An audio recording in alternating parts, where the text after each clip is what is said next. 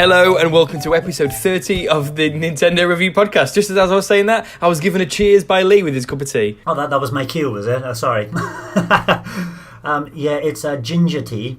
It's got like black sugar. Oh, they call it black sugar over here. It's like demerara sugar, but it's infused with ginger. So it's got this sweetness, it's got this spiciness, and then you add hot water over the top. Oh, it's lovely. Good for colds, which I'm just recovering from one. What's your tipple this morning, Greg? It's an odd one. Milk. Just cold. Just cold milk? I had it today, and I just thought, I'll use it. As long as it's not breast milk. That'd be strange. Don't mix them up. That'd be weird. Also, this is surprising. I woke up this morning thinking, there's not much to chat about in the news when I was thinking about doing the podcast, and we'll chat about other stuff. It turns out there's a hell of a lot to chat about, so let's get straight into it.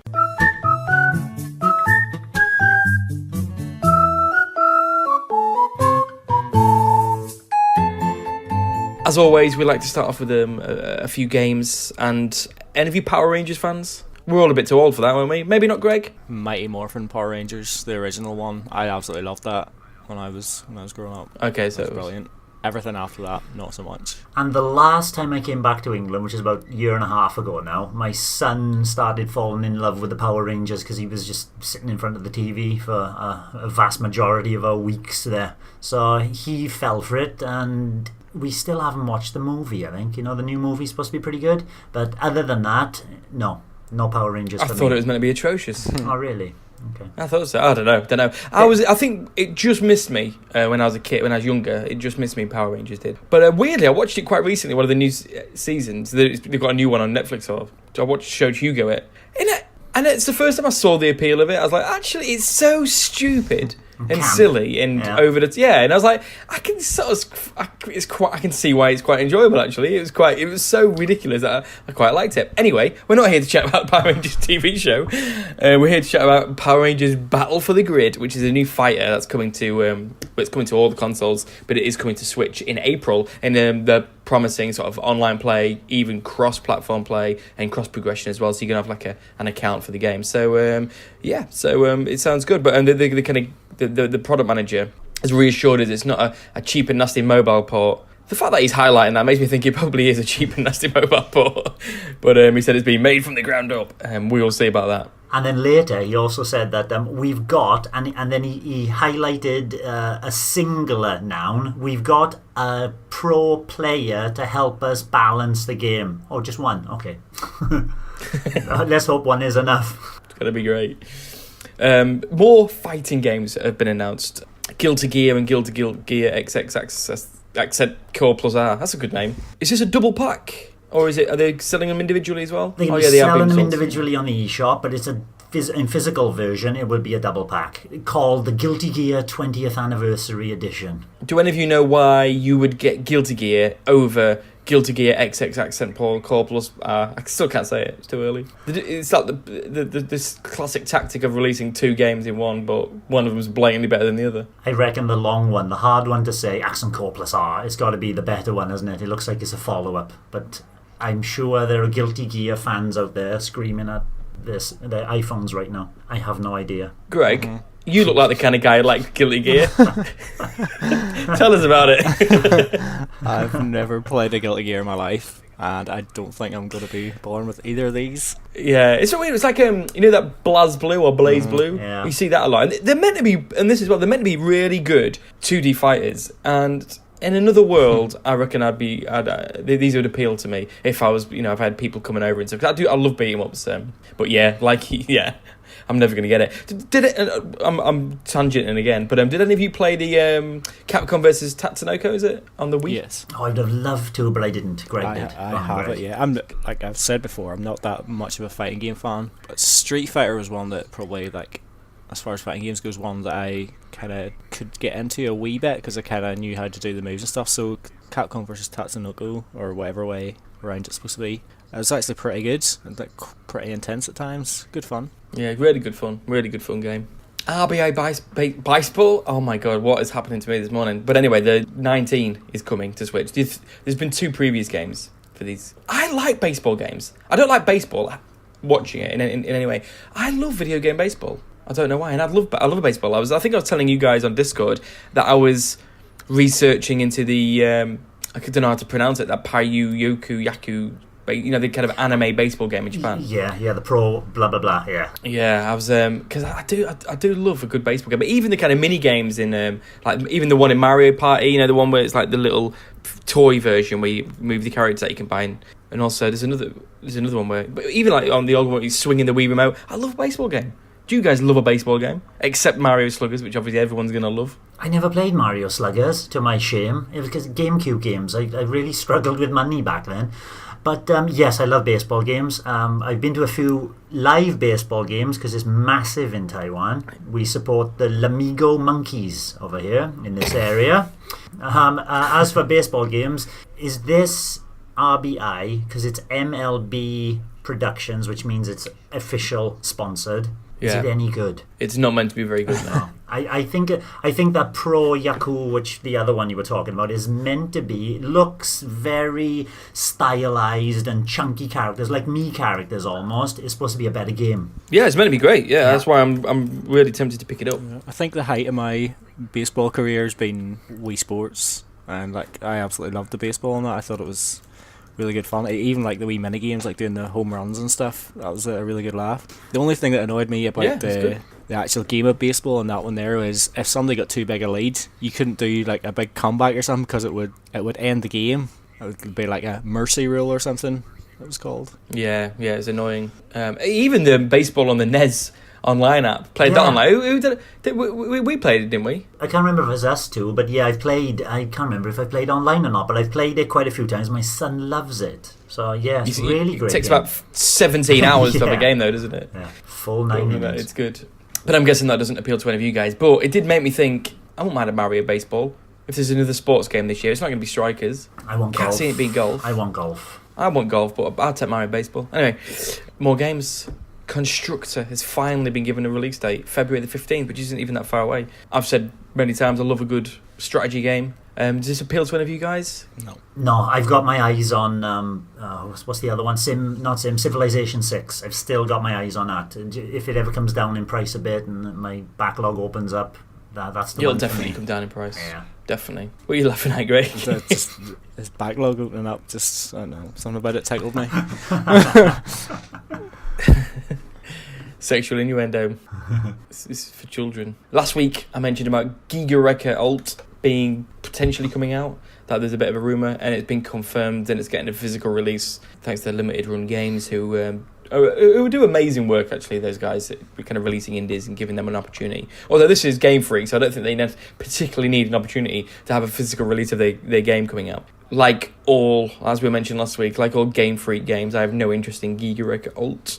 Does this appeal to you? No, I saw a little bit more of it, video-wise, and it doesn't. It's got a nice mechanic of you've woken up from you got amnesia, and your arm has turned into this collecting device. It looks like tendrils of metal hanging off your arm in a yellow colour. Then you can use that magically to suck towards your arm bits of debris, bits of metal, bits of stone, whatever. Collect them and then use that to throw or build objects. So you can climb up. So you're building platforms. The mechanics look good, but when you see it in operation, it looks a bit junky, to be honest, and a little bit mobile phone-esque. Obviously, Greg, this doesn't appeal to you, but we're at the stage now where it's got to be something special or something which personally appeals to us for it to break through the backlog, doesn't it? So what does it take, Greg, for something to get into your what could come out? What obviously we don't not Wave Race and stuff like that, but even like an indie or what breaks through your backlog? Is it like a game we're going to chat about in a second, like Final Fantasy X, which is getting a physical release in Europe? Could that do it? Is that the kind of game to do it, or are you in the mood where nothing can? Unless it's one of the big Nintendo ones. I just think I might be in the mood where like nothing's really like jumping out at me that I really want, because like we were talking the other night, there's a wee bit of a sale going on the eShop at the minute, and there's like a Mutant Mudds collection, Seal Drifter, and Bulb Boy. They're all like really dirt cheap, and you guys have like raved about them, and lots of people say they're really good games and stuff. And I'm just like, I just don't really want them, so I'm not buying them, even though they're only like £1 or £2. So I'm not really sure where I'm at, to be quite honest. You're just happy sort of playing through Dragon Quest 8. I haven't even played that for a couple of weeks. Honestly, I'm playing like New Super Mario Brothers U Deluxe at the minute, and like chipping away, just like playing Mario Tennis, Rocket League, wee bits of Smash Brothers here and there, just jumping between lots of games and having a good time, and just thinking I've got all this to play, I'm enjoying it, so why muddy the water with other wee games that I'm not sure about? No, I agree completely. What about Zen and Racer, F-Zero styled racing games coming out March 26th? Have you seen the trailer for that? It's a bit like an F1 game. It looks like an F1 game, but with futuristic cars. Yeah. And but the thing is, because it's coming on a PS4 as well, they've only shown, from what I can see, a high-res, 60 frames per second video. Who knows what it looks like on the Switch? But it does look intriguing. It's just I'm waiting down now, for Grid is going to be coming. Autosport game. I know that will play a better and more grounded realism. So this one, no, as well. Is it F-Zero or nothing for you, Greg, in the futuristic racing stakes? Yes, kind of. I quite like the original Wipeout, although I played the PS4 release at I can't even remember what it's called. It's like a collection of like 3 of the more recent Wipeout games, and it was fine. But it never really grabbed me, so it pretty much is F-Zero or nothing at the minute. As far as racing games go on the Switch, I'm kind of hoping the Ridge Racer 8 rumour's true, so I'm holding out. Yeah, I'd be well up up for a Ridge Racer. Yeah. Arcade Racer would be good. Yeah, I love a good Ridge Racer. I'm guessing this won't appeal to you either, but I kind of hope it does. This is a game that we thought was supposed to be coming out end of last year called Killer Queen Black, and now they've said that it's coming out summer this year, which is a big delay actually. But they're saying, kind of admirably so, that they're committed to releasing it only when it's ready with all the features to make it the best experience possible. Killer Queen is a infamous arcade game. I mean, I got to play it last year for the first time, and it's brilliant. It's really good fun, and an online version. If we could team up and create teams and go online, this would be a really great sort of addition to join sort of tennis and Rocket League and stuff like that. So I hope it does appeal to some people I know, so I can play online. Does it? Do you know anything about it? We chatted about it a long time ago, but Greg, have you seen? And then you'd never even heard of it. So do you know anything more about it now? I remember seeing watching a couple of videos on it months ago, and to be honest, it wasn't really doing anything for me. But it's such a difficult one where I'm at the minute, because you mentioned Rocket League there, and before I bought it, I wasn't going to get it because I didn't think I would really like it, and 225 hours later, it's pretty good. So sometimes you have to take a chance on a game, but at the minute I don't feel like I'm prepared to take a chance on something like that. For me, when it comes to my backlog, I don't class online games, multiplayer games. They don't count. They're just something you dip into now and again. Yeah, because you get to play them whenever. But I'm looking forward to it. Are you tempted by it, Lev? No, this does appeal to me. And if it actually hit its winter 2018, I think I would have picked it up straight away. Who knows what will happen when summer comes and Nintendo are they going to have their January Direct? We don't know. And what's coming on what else is going to be there? But yes, I am looking forward to it. Do you think we're going to get a January Direct now, as we are on the 22nd of January with Not a Peep? Maybe it's been delayed to February. Let's have a look. It's this week or nothing? Not delayed. I'm not saying delayed. All in Nintendo's plans.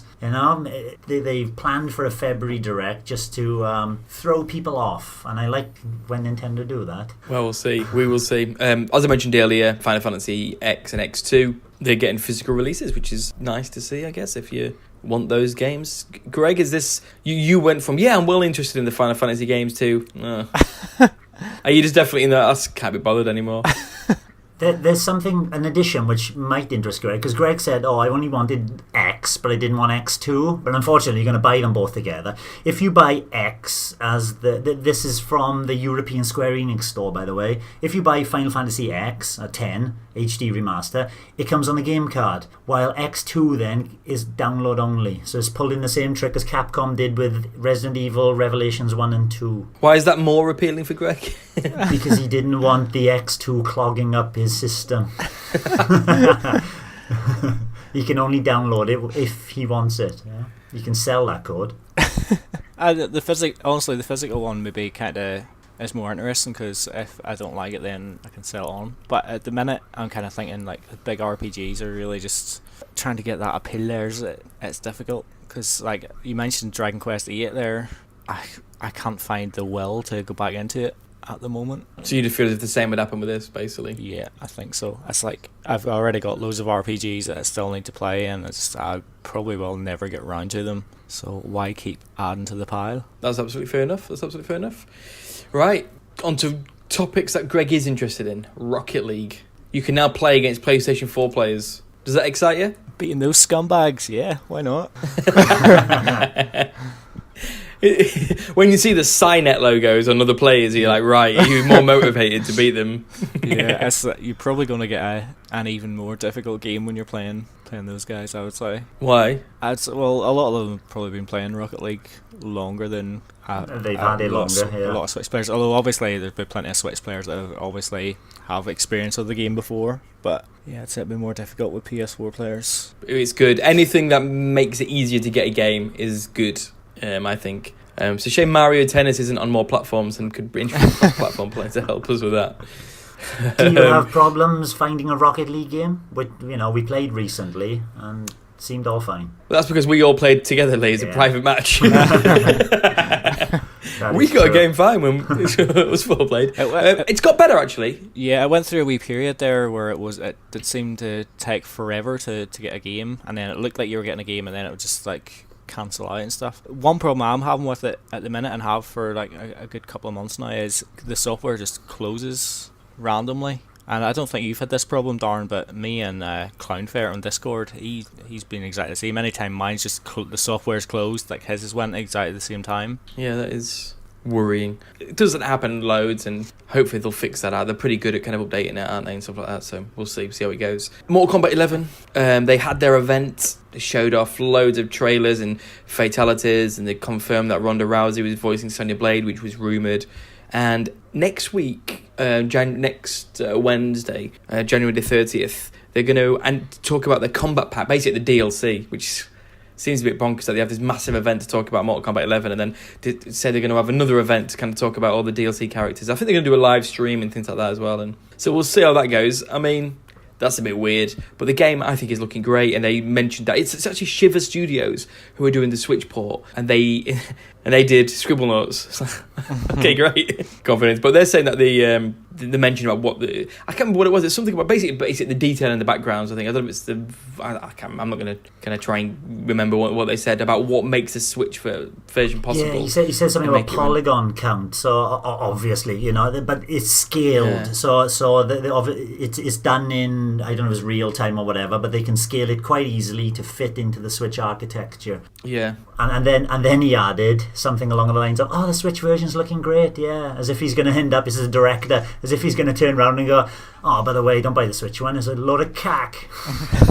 I hope it does look good. I'm really excited about this. I hope it is a good port. I'm just hoping for a Doom quality sort of port over. They've got some great experience with this kind of 3D fighting game, haven't they? The Shiver guys with Scribblenauts. So I think we're in safe hands. Another favourite topic of ours: Switch Online app, the NES app, foreign language options for some more SNES games, Spanish for Super Mario Kart. It's coming. It's exciting, isn't it? It's coming. It's exciting, isn't it? We're so desperate for some Nintendo news. Like, they just don't speak to their fans at all, do they, really, other than the directs? And we're just like, please just talk to us. We're like, you put Spanish in Super Mario Kart. Let's go. And obviously they didn't even announce it, but they released a couple of new SPs. Lee's favourite feature for the online service for Ninja Gaiden. So it basically gives you everything and sticks you in the last level. And it's like, finished it, too late.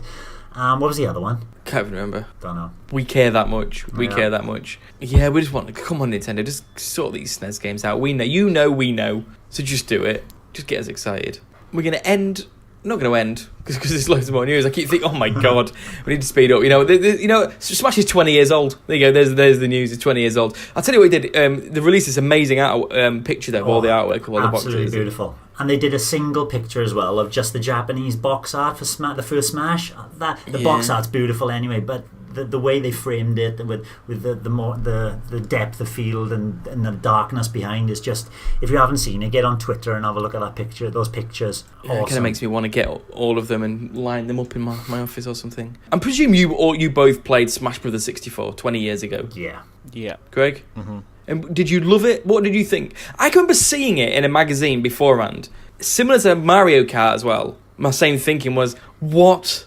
A racing game of Mario that's going to be awful, and a fighting game of Mario that's going to be awful. Obviously, they're both classics. But what did you think at the time when it came out? I thought it was fine. Like, for the second time today, I'm going to mention that I'm not really that into fighting games, so it was just alright. And like, my friends weren't really into Nintendo; they were all like PlayStation, Sega, whatever. So like, the character appeal wasn't really there for them. So I didn't really have people to play with. So it was pretty much a solo experience for me back then. So it was difficult to really get into it, and I still haven't really been able to get 100% into the franchise. So fair enough. And I can't remember going and reading about it in magazines. I can remember like reading about the Ocarina of Time and all the other N64 games like Mario Kart and GoldenEye, and really reading up about them. But this just came out of nowhere, and I, as far as I can remember, it came out after I had finished university, or at least I bought it after I finished university. So once again, I'd come back home. It was a solo experience for me as well, but still loved it. And the reason why I loved it, because it was just so much to do, like break the targets and everything like that. I didn't do the fighting so much, but all the other bits and pieces around it, yeah, great game. Yeah, this is the game that I put loads of hours into, because although I got it before I went to university, I took my N64 to university, and then played loads. That's when I played loads and loads of Smash Brothers. That was the period in my life when I did loads of local multiplayer before and after uni. So great memories of the first Smash Brothers. Now we are gonna end. No, we're not. On Furukawa, our favourite man, who just talks about how much he wants to move away from making actual games and making as much money as he feasibly can for the company. He was asked about Nintendo reaching 20 million, and obviously it's not it was kind of mad when they first announced it, but it's looking increasingly likely that they are going to do it. And he spoke about, obviously, Pokemon Let's Go, and kind of riffing off this popularity of Pokemon Go, and that he kind of recommitted that he wants to make 2 or 3 smartphone games a year. But it feels like we haven't had one for ages, although Dragalia Lost wasn't actually that long ago, but it feels like it almost feels like they're not making any, but they still sort of said that Mario Kart is coming out March, so I mean, who knows about that? But did they confirm that they're making a Zelda, or was that just a rumour by Eurogamer or something? No, it wasn't a rumour. I'm sure they said, hey, we can have a Zelda. That was a long time ago though, wasn't it? That was when they mentioned the Mario Kart Tour at the same time, wasn't it? That was even before they gave Mario Kart the app its name. Yeah, that was a long time ago. Haven't they got an investor conference at the end of January? Yes, it's coming up soon. Yeah. So it wouldn't surprise me if that was the place they spoke more about mobile, but it feels like they have not forgotten about it, but they have sort of like eased off on mobiles, but they're still saying, no, we're going to release 2 or 3 every single year. And Dragalia Lost doesn't feel like a Nintendo game either, does it? Because it's Nintendo funded, but it's not developed by Nintendo. Well, none of them are they? Yeah. Yeah, he mentioned about Labo, saying that it didn't quite hit the sales they expected. I think when you're charging £70 for some cardboard, what did you expect? And that they haven't given up on it, which is great news for me, because I love Labo, and I want more. And that they're going to look at different ways of sort of kind of giving it to people, whether that, is that piecemeal? Is that releasing a piano for 10, 15 quid? They need the software digitally for a start. The fact that we have these game carts for every single Labo. They need a Labo hub, but anyway, that's another issue entirely. But we'll see. If they released little bits for cheaper, would you be more willing to give it a go? Or is still no? Out of all the Labo, I would particularly go for the steering wheel, and with the steering wheel you need the pedal as well, so yes, the submarine can be thrown away or whatever, but being as they're selling it with that whole environment, no, I think with those pieces I'd need to buy them all in one go anyway. Other bits and pieces like a piano don't interest me. Does a fishing rod interest you, Greg? Fishing rod not so much, but if they did start releasing just like wee individual kits, I think that would be an easier jumping on point for me. So well, there's just to make you retract now, Greg, there's a fishing game coming out apparently in Japan that will use the fishing rod. Interested now? Sold. No. In the best news, no, it's not the best. It's almost the worst. But I know what he really means. The 3DS. The 3DS. He's talking about the 3DS, and obviously it's dead to everybody. But it's not dead to Furukawa, who says that they're going to continue with the 3DS moving forward, and that it's going to exist alongside it. Bull. I reckon their 4 copies sold of Luigi's Mansion must show them that nobody wants the 3DS anymore. Do you think they're going to continue it? I mean, this is just such a token comment. isn't it? No way are they going to continue supporting it. I suppose it depends on how many Mario Kart 7 bundles is selling, you know, and it surely coming up to this new year now, it's gonna die, and it is already dying, I know, but this has got to be its last year. Yeah, they're not supporting it with anything meaningful. Unless they've got they may have things already in development, which is probably too late to pull, and they're supporting it in the fact that they're still selling some, but they're not going to. The sales of their big 3DS games are so poor that it's ridiculous. They're going to release their Switch Mini, aren't they, to replace it, Greg? Yeah. As far as 3DS goes, like, the only thing I think I would really want now is like a wee F-Zero X port. Really? Yeah. You want one on the Switch? I would love a new F-Zero on the Switch, but ever since like the N64 games started to come to the 3DS, I've always wanted F-Zero X to get a wee upgrade because I feel it kind of needs it. So do you know what would make me mad? If they put that on the 3DS and then added 2D only. I think of flying through those tunnels in 3D with it zooming past you, and it would be beautiful in 3D. And then they'd have the goal to go, 5 years ago. it's 2DS, so yeah, 2D only. yeah. Plus the sales at this stage probably wouldn't be that great, so they go, F-Zero doesn't sell, you're not getting any more ever. Well, exactly, no, that's a horrific idea. A few years ago, in the 3DS's prime, bring it on. Now, it's only going to be bad news. F-Zero GX, or a new F-Zero, on the Switch, is the only way forward for that franchise. He mentioned about esports in this interview as well, saying that it's going to be important. What he did say was that it wasn't about prizes and money, so the professional side of esports, but they're going to look at other ways. And a bit of him is like, you're missing the point then. Yeah. That's not what, you need these massive Splatoon teams to be geared up to hammering each other, you know, it needs to be professional and... So basically, they're just going to do community events. It's not esports, is it? It's not. Sometimes there's just a bit clueless, aren't they? Just a bit behind the times. And why can't they see that both can live together happily? Community events, you know, they're just funneling professional players into professionalism, aren't they? It's annoying. He also kind of mentioned about moving into Asia and particularly China. It's obviously a massive market, but I don't know if you know, generally in tech, like Apple and Samsung and Google and so, they're kind of, because of what's happened in China, they've all missed out massively on their kind of earnings and stuff like that. It's a volatile market, very, you know, it always has been, irrespective of the kind of the rife piracy, but it's still so huge, you know, everybody wants to get in there and crack it, try and figure it out, but Nintendo want to do the same thing. I can see Nintendo pushing forward. You know, they had that N64 controller and you just plug this directly into the TV. I can see them doing stuff like that in China. The Switches, because as soon as you say I want a company in China, you have to give the Chinese government the blueprints and to all your plans. You have to give them everything, which obviously piracy is going to finish you off then. Yeah, exactly. And we're going to end with just a little bit of sales data very quickly. Last week I mentioned that New Super Mario Brothers did really well in the UK and it sold 25% more. It's actually more than that. It was sold 56% more than the Wii U did, and it got to number one, and it's number one again this week. It beat off Ace Combat 7 on the PlayStation 4. Great news. I'd be fascinated to see how this sold worldwide. I think that's really good. They reconfirmed that Smash Brothers sold 5 million in a week, which is insane. Amazing. Do you know what? I'm going to make a bold statement here. No, that's silly. I just like saying crazy things. I think New Super Mario Brothers U is going to sell more than Smash Brothers. Oh, wait, I saw the numbers. In the long run. In the long run. Yeah, not straight away. I think with the DLC plans for Smash Brothers, and like you said last week as well, I don't think they're going to stop in the DLC. You know, they're going to have more DLC in the future as well, maybe going into 2021. That should keep the sales going of Smash Brothers. But whereas New Super Mario Brothers Deluxe, yes, it's popular, but once it's out for us hardcore, it's going to have legs, of course, but I don't think it'll have the legs of Smash. We'll see. I think it will sell better for longer. Okay, we'll see. I think Smash is the hardcore game which everyone picks up as soon as possible. Mario is the game that everybody who picks up a Switch is going to be interested in.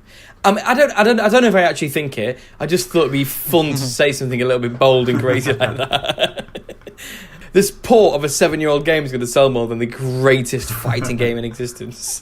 What do you reckon, Greg? What's going to sell best in, say, in 5 years' time? New Super Mario Bros. U Deluxe or Super Smash Bros. Ultimate?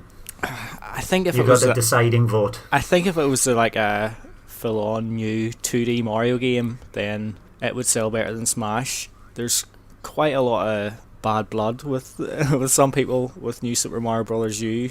Just like us, we've had that series for too long. It's not new anymore. It's not fresh. So a lot of people are sort of like dismissing it and stuff. But to be honest, it's still a fantastic game. And if you're looking for 2D Mario on the Switch, there's your option. So it's good. It's gonna sell. It is. Yeah, it's really good. We're on the last world now, me and Hugo, and it's very good. So when Darren's nipped off, we can talk about the Switch. As a home console, even though obviously it's a hybrid console, it can compare to handheld consoles, but as a home console, it's seen the fastest software sales in Nintendo history, and that's partly due to an increase in mid-November and through the holiday period, up to the launch of Pokemon Let's Go and including Smash as well, which is amazing. How many games did you buy over that holiday period, Greg? Not that many, but I did towards the end of the year. I did pick up a few, like Hollow Knight and Enter the Gungeon. There's something else. I picked up LA Noire as well, and I kind of regret picking up all three actually because the desire's not there. I wonder if when they say software sales, do they mean physically and digitally? Anyway, I've picked up quite a few. So we are part of those fastest selling software sales. How many did you pick up, Darren? What, games in 2018? Games in the holiday period, which increased the system's sales. I don't know actually. I can't even think. Probably loads. That's the right answer. Yeah, I can't actually think. Yeah, stupid amount. Too many. For me, like my New Year's resolution is kind of happening. Like obviously, I picked up New Super Mario Bros. U Deluxe, but I'd already had pre-ordered last year, and at the moment, I don't feel like there's anything coming out between now and Yoshi at the end of March that I'm gagging for. Ollie. Oh yeah, that's got my fingers itching, I think. See, yeah, I do want it, and I do want Onimusha as well, but they're not going to be going anywhere, so it's just whenever I'm ready for them, then I'll pick them up. It's very sensible of you, Greg. I know, it's strange, isn't it? It doesn't boring, suit me. No, I reckon I'm definitely going to get Ollie. The price is good enough for me to get that double pack. But yeah, like you, I'm kind of pleased. Weirdly, like the longer Nintendo don't have a Direct, although I love Directs because they're always exciting and I want new games and I want to hear more about Animal Crossing and stuff. But actually, the longer it goes on, the more, I'm pleased that, actually, I could wait till March for another game. Pick up a couple of indies maybe, but I'm happy to wait for that and beast the backlog. Although if this next game came out on sale, I definitely want to pick it up because I really want to play Dead Cells. They mentioned previously that it sold best on Switch, and this week they actually told us how many it sold in the first week. 100,000 copies in the first week on Switch alone. For an indie, that is staggering amount. Yep, and only 25,000 on PS4 because sold by a factor of 4 to 1 on Switch, or 20,000 even. Yeah. So I mean that's amazing news. It would have sold. I'm guessing the game has sold over 1 million copies for an indie developer. That is kind of life changing, I guess, for them. They did say they're definitely not making a sequel, but they did say they're going to give us some free DLC, which is great. Sort of like The Messenger did the same thing. I think it's sold really well, and they give us some free DLC, keeps the game alive, keeps it in the mind. I think people realising the value of sort of doing that, these free updates. But it makes players like us as well. It comes down a couple of quid in the sale, and you think, there's DLC as well. It makes me pick it up later as well. Yeah, those extra exactly. sales. So, I definitely want to try this out, but we'll. But it's very rarely. I don't think it's ever been on sale. But no, it hasn't. Come on, you're not Nintendo. Sort your life out. Make it 20% of the original price. Devalue your game. God damn it, Motion Twin.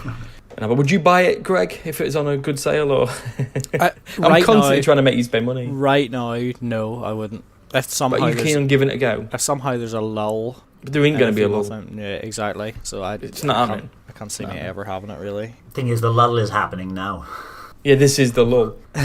And we're going to close it off with we chatted about the UK's top selling games of 2018. Japan have released there as well, and out of the top 10, 9 of them are on Nintendo Switch. The only exception is Monster Hunter World, which came in number 2, which is kind of not surprising news. We know how ridiculously successful the Switch has been in Japan. So yeah, it's good news. Obviously, Smash Brothers, not bad because it only had a few weeks, was number 1. Then Pokemon number 3. They're not surprising. Then all the classic Nintendo. Splatoon number 4, ridiculously popular in Japan. Mario Kart's just a beast. Super Mario Party, Kirby, Mario Odyssey, Minecraft, and Zelda at number 10. Minecraft number 9. That game. Yeah, It's crazy. that's got legacy. It just keeps selling. It's always in the charts, isn't it? On the Switch eShop itself as well. It's always in there every week. Do you reckon they'll ever release a sequel? The developers, Mojang and Y2J Studios, they said no. There is not going to be. What they're going to do is just reiterate. They've turned it into this Bedrock edition. They're going to add new textures. They're going to do other bits and pieces in the future, but they will still be the same core game. Fair enough. I'm not sure That if is fair enough. either of you guys use the Hot UK Deals app. I'm on it all the time just seeing what deals there is. And recently Tesco seem to have had a lot of games and stuff reduced across Switch, PS4, whatever. I seen Minecraft for £6. I don't know if that's nationwide. It's probably just a store specific reduction, but £6 for Minecraft. That's the sort For the Switch version, Switch or version. any particular one? Amazing. Switch version, yeah. That's the sort of price that it's okay, finally maybe just give it a go to see what it's all about. Pick it up, boys. Your sons will be playing it in a couple of years. Yeah, but we never get those sort of deals in my local Tesco's ever. I don't know if you remember, a couple of years ago, there was a bug on the PlayStation Store where Minecraft was free. Really? Didn't know. Yeah, I got it. I picked it up. I played it for a little bit. I didn't get it. Didn't get it. It's is there a game here? But I say, maybe when Yeah, I don't even know what I'm thinking. £6, I probably still wouldn't buy it. I don't understand it. But Lee's the resident Minecraft expert. I'm sure it's great. We'll wait for Hugo to be a little bit older when no one's playing Minecraft anymore. No one cares. Right, that was, as always, longer than I expected. Let's speak briefly about what we've been playing recently. I've got that t-shirt, Greg. That is an amazing t-shirt. Jumper version? Yeah, I've got the t-shirt version of it. Yeah, it's cool. Right, what have you been playing?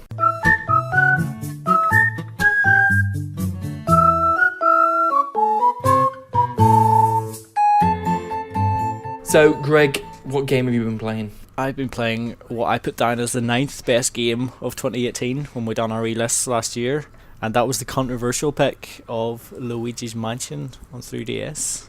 Because it was controversial because I hadn't played it at that point, and I just assumed it would be in my top 10.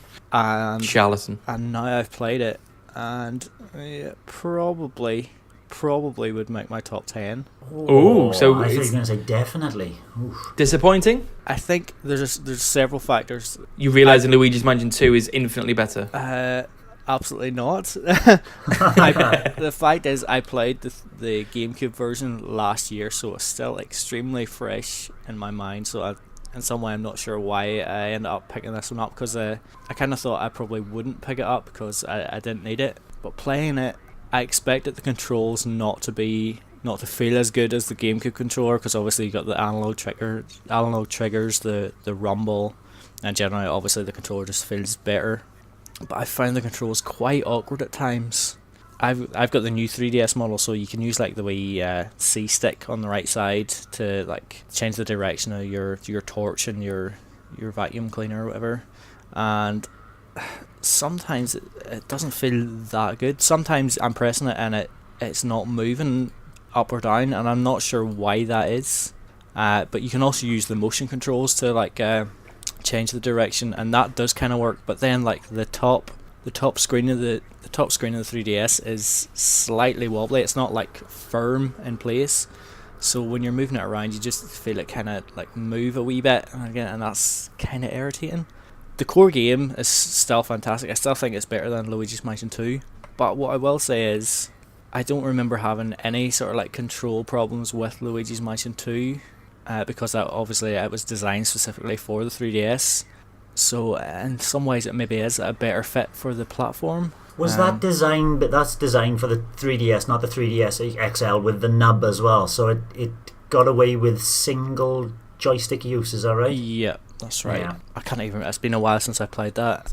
The structure of the game's still the same. You go into a room. It's all dark, and there'll be a ghost, and you have to figure out how to capture this ghost. You'll have to do different things to try and get it. It might be opening a curtain to bring a cold air in, and that distracts a lady in a piano or something. And then once she's distracted, then you can get her.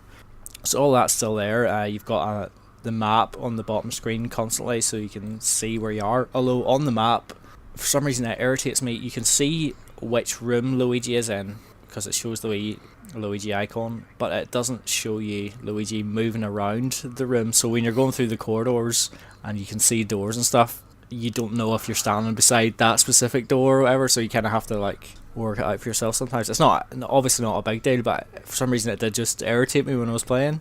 And I'm not that far into it. I'm maybe about a third of the way through the game so far. The graphics are fine, probably not as good as the GameCube original. That's to be expected, I guess.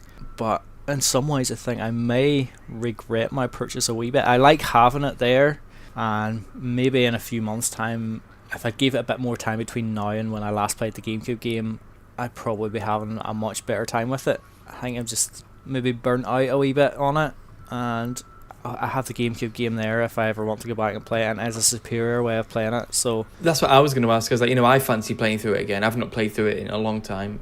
You'd recommend me playing the GameCube version? Yeah, absolutely. And I'm sure we mentioned it whenever Luigi's Mansion was revealed for the 3DS. We all were like, oh, this should be on Switch. And having played the 3DS version now, it's like, yes, this would have been preferable on Switch, absolutely. Frustrating. We get to play the third one this year on the Switch. That's exciting.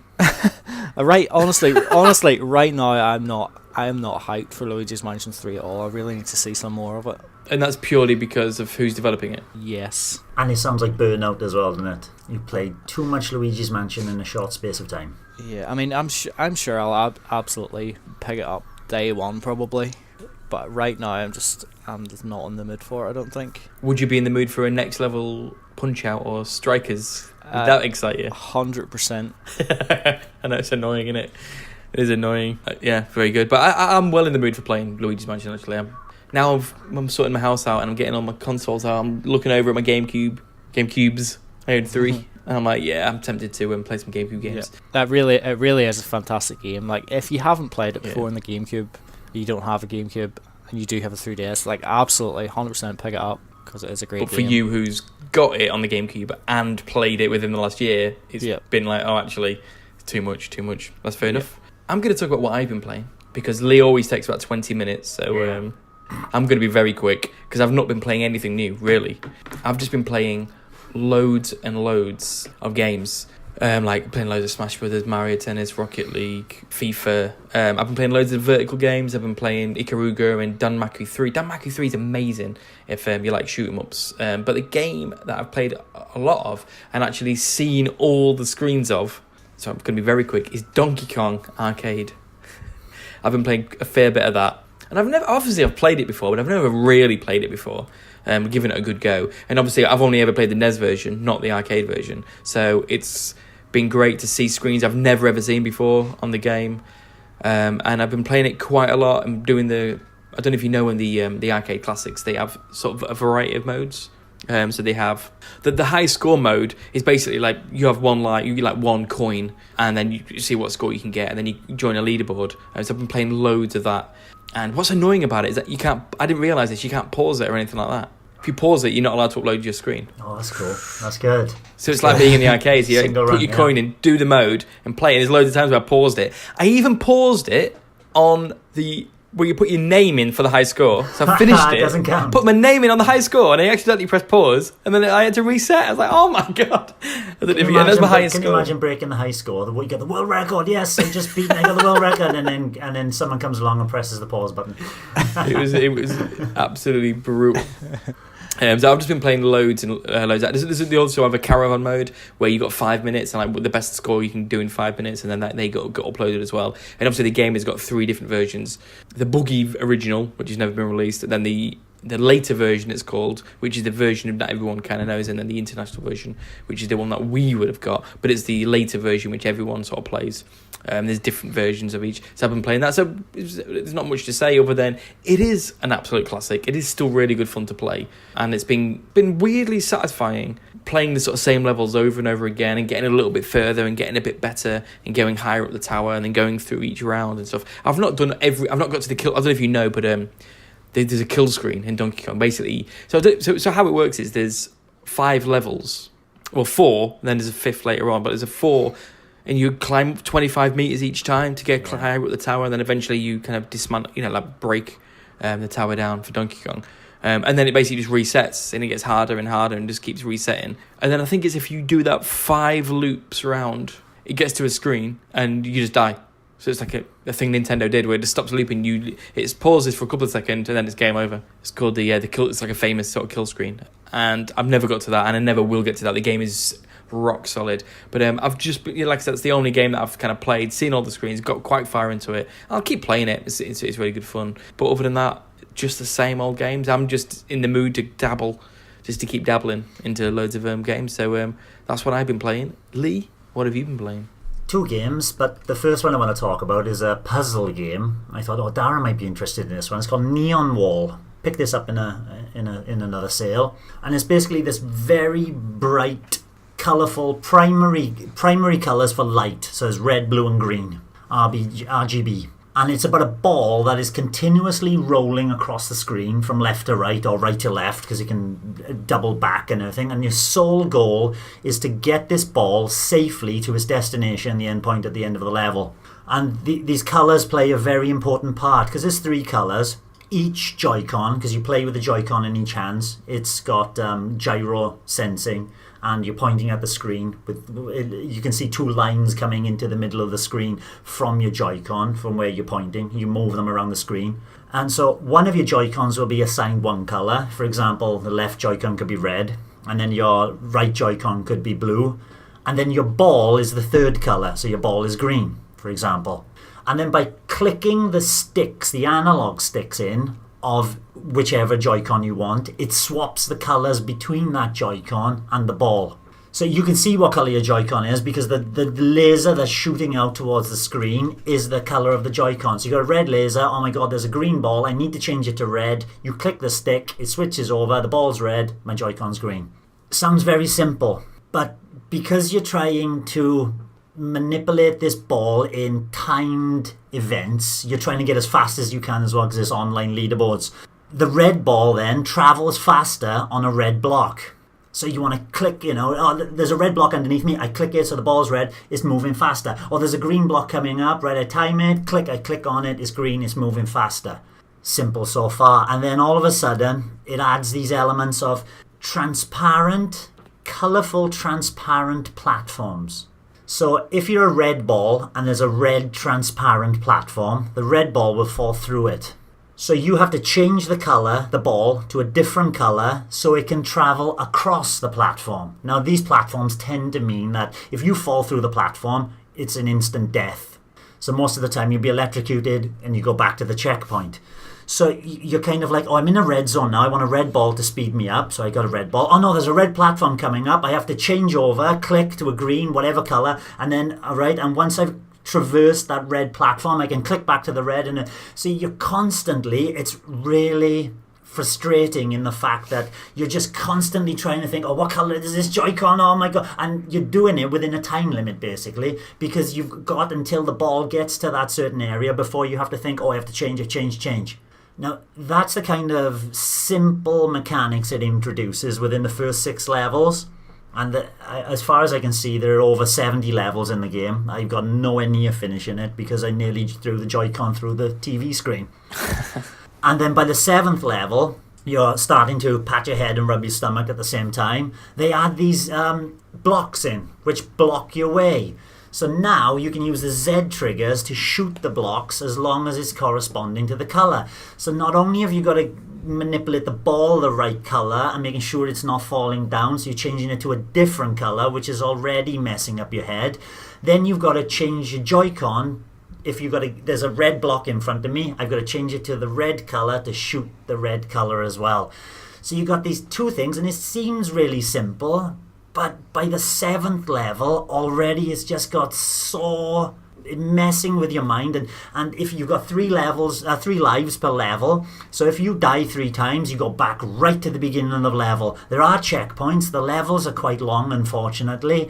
And my goodness, is it a frustratingly difficult game to play. It started off, I didn't understand why you needed this change in mechanic until you start getting these blocks and these platforms that are missing and the blocks you got to shoot, and I think there's too much going on. there's too much going on and you've got to do it so quickly. My old brain just can't keep up. I want to give it to my son one day maybe and see how he gets on with it, because I can't. So it's frustrating, but is it good frustrating? Is it still interesting, or do you think it's just, like you said, it's too much? Is it just like difficult to derive any fun from it? I found it very difficult. It's too esoteric, it's too difficult to derive any fun in, because everything's happening too fast. You're basically, oh my god, am I clicking the button? Am I shooting? Am I pointing? Am I clicking? Oh no, I'm the red, and on this one's gone the green. Because you got the 3 colours flicking between 3 different things. It's very, very difficult to remember what colour's what, and then you can very easily, in the heat of the moment, click on the wrong button, and then you're dead. And then just restart the entire level. It makes it very difficult. It's got such a nice idea when you speak it out and say, oh yeah, switching mechanics and rolling the ball and blah, blah, blah. It sounds, but when you actually sit down and use it, I think it's probably a problem with the level design. Okay. Maybe stretch things out a bit more, give you a little bit more time to it just all of a sudden, from level 7 onwards, it just ramps the level of difficulty up far too much. Well, how did you buy it? It was cheap. It got good reviews, actually. A couple of places recommended it. So I thought, oh yeah, good puzzle game with colours and flicking switches. Sounds good. Just didn't get on with it. Fair enough. Don't recommend it. The other game I got free in a Twitter competition was a Danger Mouse, the Danger Games. And the game opens up with this cutscene, and there's these 2 badly drawn, hand-drawn cartoon characters who are the hosts, and they're going, hey, this is the Danger Games, the most dangerous games and the most dangerous variety of games you'll ever see. And then it started, oh, variety, that's nice. There might be a good few games to play through here. Some I might not like, a few mini games. It's not a variety, it's just one game. It's a Subway Surfers clone, and you all know Subway Surfers on the mobile. No. You're starting at the bottom of the screen. It's an endless runner. You're running up vertically. You're dodging obstacles. Where Subway Surfers is an endless runner, it just gets harder and harder, faster and faster. This has got a start and a finish, so you're actually doing a track. And it's jerky, it's stuttery, it's all over the place. It's got online. You can connect online and race players, and you can imagine the thriving online community for this game. Never met anybody online through my 6 or 7 tries while sitting down for an hour with it. And then you unlock things by grinding. You play more of the game and you can unlock weapons and characters, Penfold and Baron Greenback and all the classic Danger Mouse characters. And the new ones from the new cartoon that nobody ever watches anymore. And they come in form of cards. You power up the cards by spending money, and it's just a mess. I don't know what they're thinking. If they put Subway Surfers on the Switch, I can understand it. Free-to-play game, okay, go. It plays well with the touchscreen. My son plays Subway Surfers on the iPad. I don't know who they're trying to sell it to. If I had to buy one game this week at a NeonWall and Danger Mouse, which one would it be? I'd go for NeonWall. It's obviously going to be neither. So disastrous week for Lee. Disastrous. Right, let's get on to the listener question.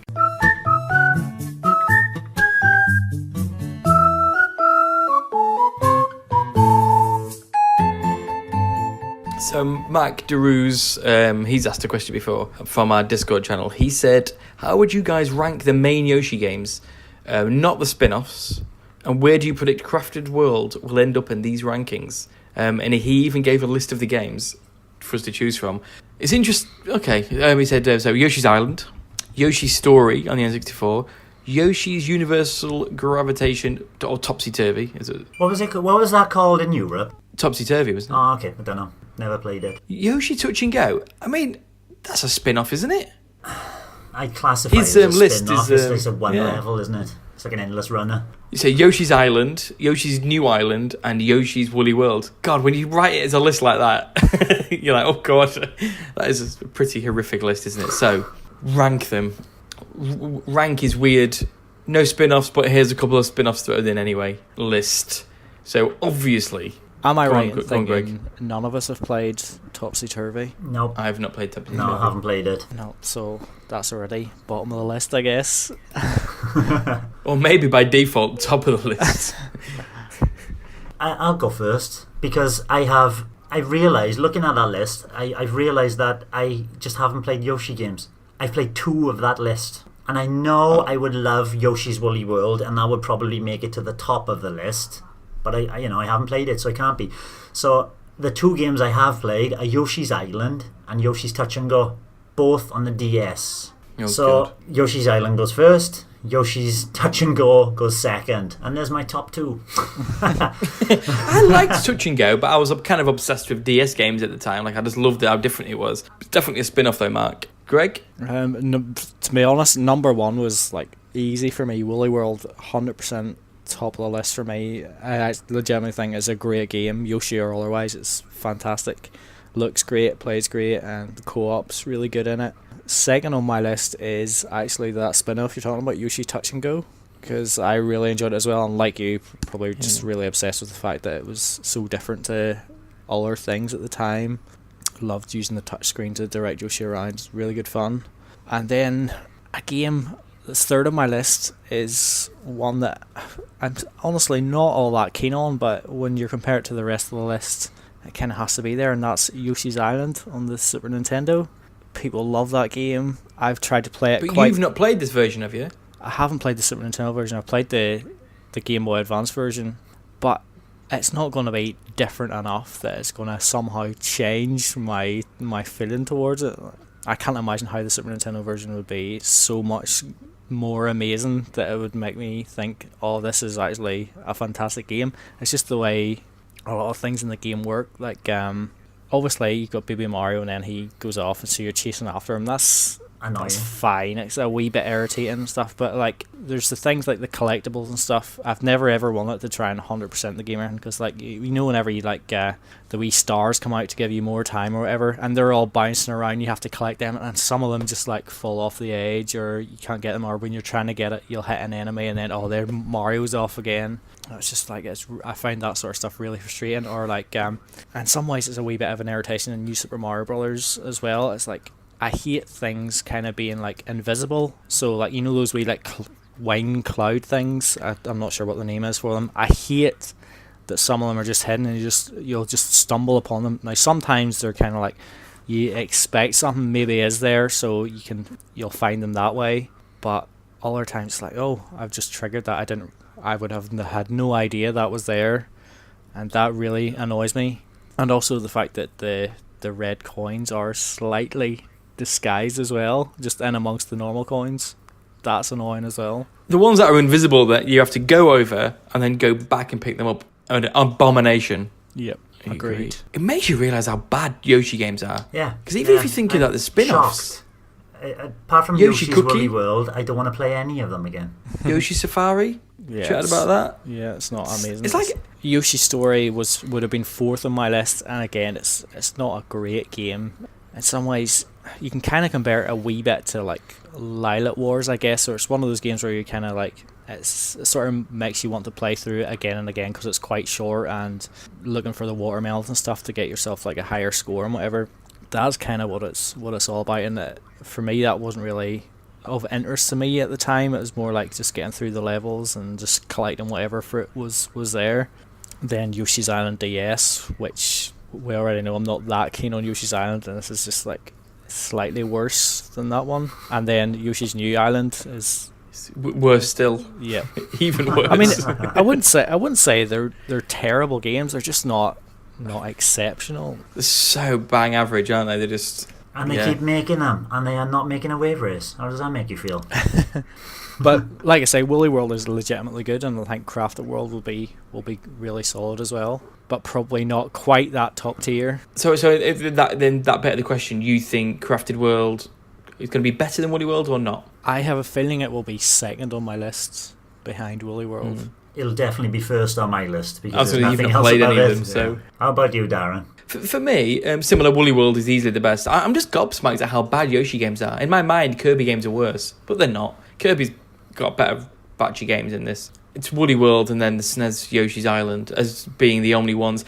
Like, I've got a great memory of Yoshi Touch and Go, but I bet if I went back now, I'd prefer to play the SNES version. The SNES Yoshi game. Yoshi 64, I loved at the time. I knew at the time it was like a weird high score type game, but I did like it, but it's not a great game. Never played Topsy Turvy, and the Yoshi Island games on the 3DS are so forgettable, bad.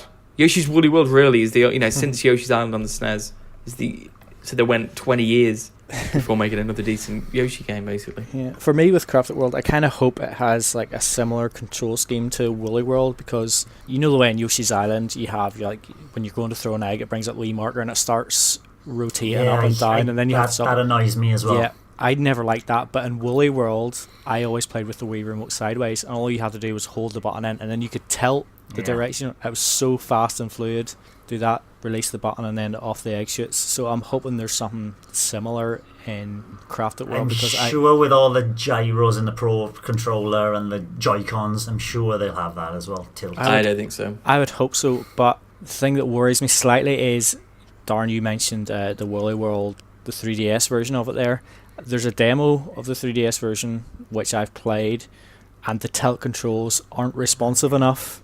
Like, they're nowhere near as responsive as the Wii remote, and that like sort of killed a lot of my interest in the 3DS version of it. So yeah, slightly apprehensive in that regard, but hopefully they have the control scheme I want. Yeah, but in terms of Crafted World, I think at best it being as good as Woolly World is what we can hope for, and I'd take that. I can't imagine it being as good, to be honest. I can't imagine feeling as positive about it, but we'll see. But I'm really excited about it. But yeah, cheers for that, Mark. And next, and our final bit of the week is the topic of the week.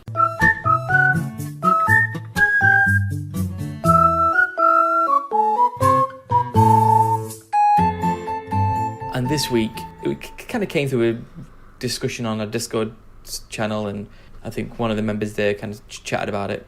And it is Switch your favourite Nintendo console, and why?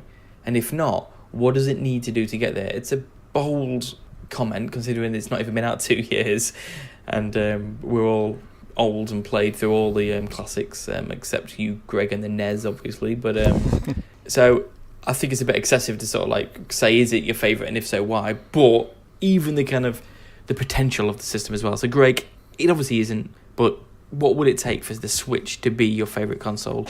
Actually, in terms of like form factor and the fact that you can obviously play it on the TV or take it with you and go, in terms of actually like the functionality of the system and stuff, in many ways it probably is my favourite Nintendo console, actually, just with all the different things you can do with it, like as a console itself.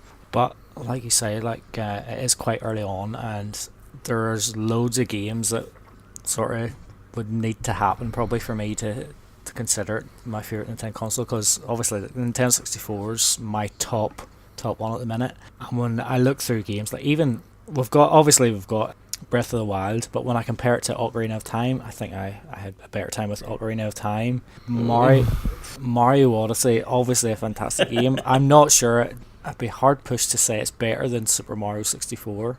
And then you get down to things like there's no F-Zero, no Wave Race, no Pilot Wings, no 1080, no Excite Bike. Pikmin. Yeah. There was no Excite Bike on the... Oh no, I thought you were talking about the GameCube. Okay, yeah. N64. The greatest console of all time. Just taking all we glance to see. Obviously, like N64 had stuff like Banjo-Kazooie, GoldenEye, Lilac Wars, Diddy Kong Racing, Top Gear Rally, Tony Hawk's Pro Skater. You just listed your games now, aren't you? Yeah. But like, the Switch has some fantastic games, but when I look through those lists of games, we really do need to see some of those old franchises back. But did the N64 have Danger Mouse the Danger games? Exactly. What more do you want? I'm not convinced it did. I mean, obviously, there's ways the Switch, it has Rocket League, Splatoon, Smash Brothers is obviously better than the N64 version. ARMS, yep. So there are some great games, and we've got a few classics coming, like Resident Evil 4, and we all hope Metroid Prime Trilogy is coming as well. So I think for me, for it to be the best, it maybe has to get to the stage where we're able to download a lot of those old Nintendo 64 games, or even get a few wee GameCube remasters or something, or get new iterations of some of those classic franchises. Do you think when all's said and done it will be your favourite? No, because I don't think we're going to get everything that would take it over the edge. Really? I hope so. We may not get everything you want, but surely you'll get enough. Like, oh, we didn't get F-Zero, but we got this, and this, and we didn't get this, but we got this. Hopefully. Yeah. Basically, if it doesn't have Wave Race, it's got no chance. I don't care what's released on it. I think the thing is, we don't know what's coming at the moment, so Nintendo could, and the Direct next month or something, they could throw out a couple of games like, wow, okay, didn't know that was coming, that's out in a few months' time, brilliant, can't wait for that. But at the minute, we don't know, so it's just kind of waiting to see. Yeah, fair enough. At this point, you can't be convinced that, like, 100% certain that all these types of games are coming. What about you, Lee? I'm pretty much on the same page as Greg. It's so close. The Switch is so close to becoming my favourite console of all time. One, because of the form factor. I can just pop it in my pocket, fold it up, put it in my bag, take it to wherever I'm going, go to coffee shop. 2 points. One, put it in your brilliant. Pocket. How big are your pockets? Oh, very big. 2, fold it up. I've got the way I fold it up, I have this I carry case. I couldn't say what it was then. Completely went out of my mind. I got this carry case where the JoyCons pop in the top, and then it fits the form factor of the Switch main console, and then you fold it and then put it in my bag. So yeah, I disconnect the Joy-Con disconnect first. the JoyCons before I fold it. Snap. Oh, they said it folds. Sorry, carry on.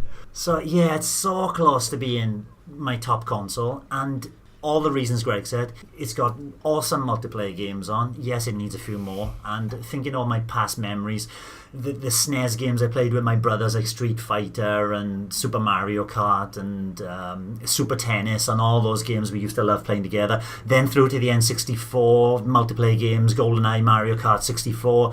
GameCube was a kind of solo experience for me. But the Switch is doing those as well. Resident Evil 4 is coming, Metroid Prime 4, hopefully the trilogy, all those will be coming as well. The thing that's pushed this a little bit further towards nearly being my best console is sharing it with my son, and him coming of an age now where we're sitting down together and understanding games together, and he picks up games very quickly, and we're instantly now in a local competitive or co-op games, and the games from like Diablo or Smash Brothers, where we either one then helping each other through certain stages or then fighting against each other. Having this second player with the same mentality as you, playing with you constantly and always, is such a revelation. And it is like going back to when I was a child with my brothers. It's really opened my eyes up to gaming again. And then taking the Switch, like I said, taking it out over my wife's family's house, plopping it down on the table, and then having a 4-player Smash, all huddled around the screen, but still, even with that small screen, still loving it. It's there's nothing you could have done before. It's absolutely amazing. So you confident it will be your favourite? It's got a little bit to go, like Greg said, with the N64 games would be perfect, a little bit of GBA, a little bit of this, a little bit of that, but it hasn't got that far to go for me. It's close to it. It's brilliant. I hope they continue this form factor for the future for a while anyway. I think they probably will. Yeah, so I think I'm at a similar state. Not quite, but pretty close. And I think you touched on something there, Lee. It's like it's not just about the games and how we feel about the games and comparing the games to the old ones. It is also about the kind of the mindset and the feel of it all. Like I've got a soft spot for NES because that was the first proper games console I played on, and the SNES because that was when I was really into games, I guess, as a kid, getting into it, like probably your son's age. The N64 because I played it so much. I lived with my mates and we played multiplayer all the time, and it was the first 3D console and it was really impressive. The Wii because it's like they've all got these sort of like personal moments in life where you go, so they've got like the heightened because of it. I think objectively, I think the Switch will probably be the best console Nintendo's ever done. I think we're less than 2 years in, and it's already pretty close. when you think of the quality of Zelda and Mario and Smash Brothers, and it's like, and they're gonna. But just the indies as well. All those indies that are coming out, those little games, and they're like £5 to £10. Enter the Gungeon, Rocket League, Death Road to Canada, I've loved Wolverblade. They just brilliant. Yeah, it is ridiculous, and it's the best third-party support since the SNES. We're thinking about kind of comparing it to the N64 and GameCube and stuff like that. So I think it probably will end up being Nintendo's best console. Will it defeat the feeling of, say, the N64 for Greg or the SNES for me or whatever? And don't know. It's hard. They're hard feelings to kind of to beat, aren't they? Really, those kind of the nostalgia of that, and also as time goes on, it's like they release the best Smash Brothers, but is there anything more special than the first time you ever play a Smash Brothers, or the first time you play a Pikmin game, or that is, we're just going to get better versions of them, but it's harder to come up with these new IP, and they're releasing fewer and fewer, so it's hard to beat that. But so I don't know, but it's the fact that it's 2 years in and it's got all these games. Like, I own 130 games or whatever for the Switch. I don't think there's 130 games released on the N64, is there? So I think it's incredibly impressive, and I think it's an amazing console. Like you say, I've always loved handhelds, I've always loved consoles. The fact that this is both in one, everything about it is kind of not perfect, but it's almost like the epitome of what Nintendo have been doing for sort of 30 years, kind of this combined. So I love everything about it. We'll see, and I think what's funny is that we're all saying what could maybe tip it over the edge is basically if it becomes a SNES and an N64 and a GameCube as well. Is it? Well, we're not like you said. Oh, if it has like N64 wave rates, then yeah, it could be great. It's almost like it's almost like if it's wrapped everything in one, then it'll be the best one. And I think it's kind of needs that. It needs that nostalgia hit to remind us of those old games that we played, as well as all the new stuff. And I think it's going to get it. I think we are going to. N64 remasters, I don't know, they're a hard one actually. You may not get them actually, Greg, I'm sorry, but I think you'll get maybe a couple of GameCube ones. Well, I did say GameCube remasters. Okay. Oh, sorry, yeah. Except Excitebike, I'd take that, but I don't know if we'll get N64 ones. What will it take? If they keep at this current level of releasing games, maybe not 2018s, but if you take the first 2 years and those 2 years are repeated, I think it probably will be my favourite console. And if these SNES games are true, and we're playing online Super Mario Kart, and online, we've never done that before. And if we're playing online Diddy Kong Racing or something like that, that'd be just reminded me, online Super Soccer. If that happens, greatest console of all time. Neil done. You say if it happens, Greg. It's pretty much certainly going to happen until the Switch 2, because when the Switch 2 comes out, your boys will be a little bit older, and then you'll start getting those feelings that I've got. Sitting down with your child and just. Yeah, it's an amazing. I'm getting that now. I forgot to mention that. Yeah, I'm doing it. I'm not greatly. I'm looking forward to being a bit older so I can play loads of games, but even play Mario and Labo. It gets better and better, believe me. Yeah, I am looking forward to that because locally, nothing like you said a couple of weeks ago, Greg, when you played with your mates. Nothing, however good online is, nothing beats sitting down next to someone and playing a game with them. Nothing can beat it. So more opportunities for that would be good. Yeah, the Nintendo Switch. Just keep it up, Nintendo. Stop saying things like, we want to release more mobile games and we may not make consoles in the future. Just release a game in every game we want. Listen to us. Yeah, so... Wave Race is coming to mobile then. Can you imagine if that was one of their three? Just... Luckily, it wouldn't work at all on a mobile. You could make it work, but it's not a natural fit. You'd be doing this all over the place. Something like Advance Wars worries me the most. That would make sense on mobile. Yeah. Exactly. That's why that's what worries me more. It's like, yeah, I can see that. Or WarioWare. WarioWare could probably have a pretty cool game on mobile, actually. Yeah. I still want to rather it on Switch, but we'll see. So we'll see where we are this time. It wouldn't surprise me if this time next year that question is going to get harder and harder to answer. I think each year. It's like this time next year might be like, oh god, probably, maybe. Especially if they release another Zelda in the same engine. But unlike you, Greg, I think Breath of the Wild is a billion times. I don't like Ocarina. I just don't. I never have. Mario 64 is a masterpiece, though. So, sorry. Ocarina is a masterpiece. Smash Brothers, yeah. N64, my feelings on that. Great at the time, not so good now. Except Wave Race and Excitebike. I played them. They're the only games I've played recently, and Mario 64, that I've gone, no, these are still brilliant. Most of the games I've played, including GoldenEye, and I've gone, oh, God, this is hard. This is hard to play. Have you played GoldenEye recently? No. Oh, yeah, Greg, yeah. If anybody's listening and hasn't watched it yet, Greg's got one of his retro things on our YouTube channel. Oh, of course, yeah. Did you still love it? Great. Really? Yeah, absolutely. Yeah, honestly, like it's still peak FPS for me. You didn't think, oh, this would be good on a dual analog, bit smoother movement on the stick. Honestly, like I think it's just whenever I get the Nintendo 64 controller in my hands, it just like Transports feels you. not like it just it's like sidestepping with the C buttons and stuff. It just feels natural somehow. That's fair enough. Even though it shouldn't be. Saying that, I would be giddy with excitement if N64 Online came and they did a deal with Microsoft and Activision and GoldenEye online 4-player was there. That'd be dreaming. At this point, I think they're scared of like souring the legacy of GoldenEye because it's not great anymore. So they're like, everyone goes, oh boy, what happened? 5 frames per second, 4-player games. Yeah. Cool. Right, that's good. I need to go to work. So it's fun as always, guys, and thanks for listening. Bye-bye. Bye. Thank you for listening to the Nintendo Review Podcast. If you like our content, please don't forget to subscribe, give us a like, and ask us a question. You can find this very podcast on all good podcast providers such as iTunes, Google Play, SoundCloud, Stitcher, TuneIn, and YouTube. Just search for the Nintendo Review Podcast. We are also on Twitter, Facebook, Instagram, Discord, YouTube, and our very own website, nintendoreview.co.uk, where you'll find great content such as news, reviews, and impressions. Drop by and say hello.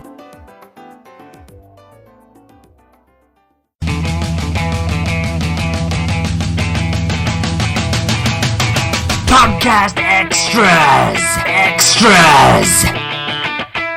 Podcast extras! Let's get this running. Okay. Darren's clap. Greg's clap. Mic testing. Okay. Fucking you bought Danger Mouse. You know, I saw that and it's like, what, £2 or £3, was it? I was like... I won it on it was the third game I won on the Twitter competition. As ready as you'll ever be. Yeah, I just feel tired. Just more like it was a struggle getting out of bed. The 19. Haven't they got a where are we? So sorry, cut this bit out. I forgot I've lost my place. Yeah. Oh, hang on. Tell you what. Can you continue? Yeah. You talk about news. I'll make an apology as well. Hey, Darren's nipped off for shit. I'll be nipping off in a second to give away my old TV. Where are you off, Greg? Oh, he said when you were away that he's got to do the TV. That's my phone. Don't worry. I'll skip that out. I found these reminders. Perhaps Teflon insert for oven. Hey Siri, stop. There's nothing going on this HomePod. No idea. Don't know what she's doing. I must have said something. If she's touching go, she's like, right.